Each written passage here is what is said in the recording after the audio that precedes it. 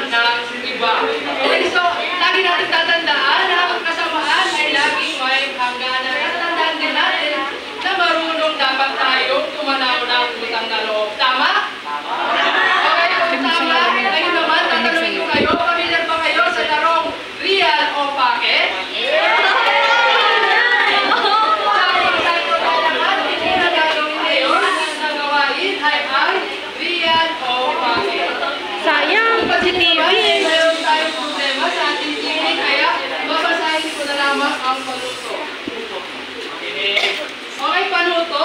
Ang bawat pangkat ay magkakaroon ng isang representative o kinatawan na hawak ng emoji. Ang masayang emoji ang real, samantala ang malungkot na emoji ay ang pake.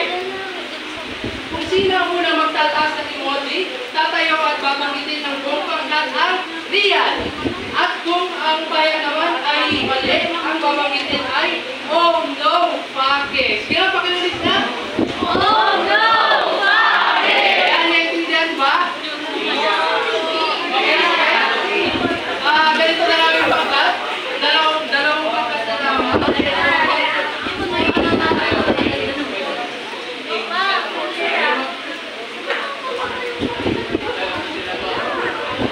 Okay, umpisa na natin.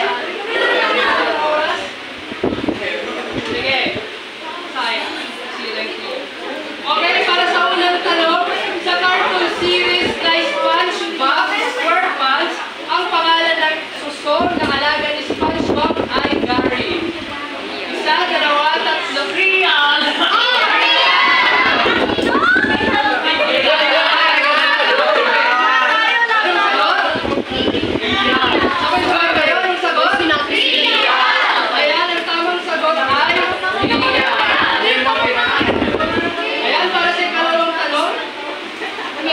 Si Jollibee ay isang uri ng hayop na tinatawag nating tutube. Real o bakit?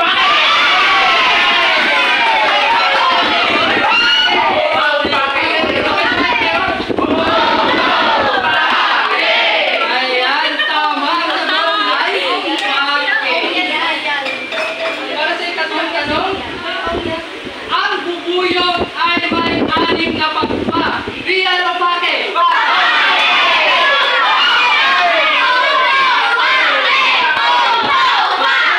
Tamang sagot ay punong pake. Bakit? Ang bubuyog ay may apat na pagpa. Okay, para sa pag-apat na tanong, kulay pink ang madalas na kulay ng itlog ng islet o gusto. Real o bakit?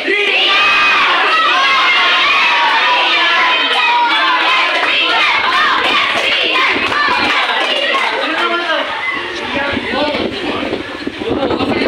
Para sa panguling tanong, ang bubuyog at suso ay kabilang sa mga hayop na omnivore. Real o bakit?